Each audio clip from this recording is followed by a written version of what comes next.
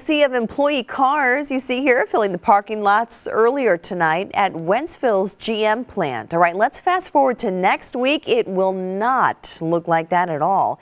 Assembly lines will be halted there and many other GM plants as a result of the computer chip shortage.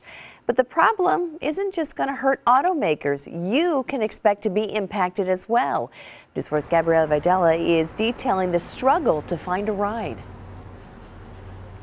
Yeah, Claire, it's not just chip shortages that are impacting the availability of new cars on lots like this one. It's also other supply issues, production halts that were faced during the pandemic, and increasing demand for new cars from consumers that are creating an issue where the demand is exceeding supply.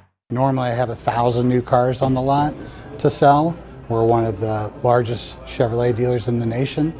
Now we're down to 15 cars on the lot. At Jim Butler Chevrolet in Fenton, President Brad Sowers says new cars can't come in fast enough to meet the demand from buyers. We have the best demand ever for new cars. The bad news is supply of new vehicles for our company has been dwindling, and mostly because of the global chip supply shortage. Many of Chevy's hottest models, like the Colorado truck that's made in Wentzville, being further impacted as General Motors moves on a 2-week pause at the plant. It's an issue for all other car makers too, creating some delays on when and how many new cars dealerships can receive. We would normally have 300 in stock and we would run with somewhere around a 90-day supply. Most of the manufacturers are telling us that we're probably going to be looking in a best case scenario of a 30 to 45-day supply, probably going into the year 2022. The nice thing, the advantage for a consumer right now is that the MSRPs have stayed the same. SUNTRUP's PATON says the other benefit for you, your trade-in. Dealers are hungry. They need another way to fill their lots. The consumer's getting a lot more for their trade than they ever have in the history of time. But if your plan is to buy new, dealerships say waiting until inventory improves is not necessarily the answer. Your thought that the price is higher right now because the supply is trim,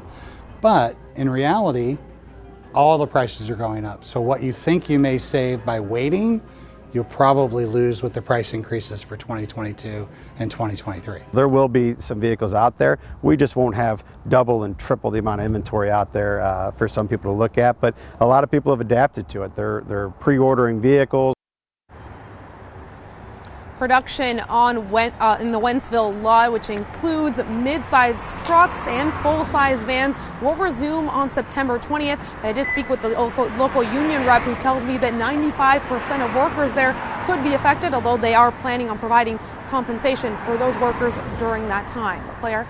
Gabby, we want to continue the conversation with a little perspective for all of you on this chip craziness. According to Kelley Blue Book, the average price for a new car you see there, almost $43,000.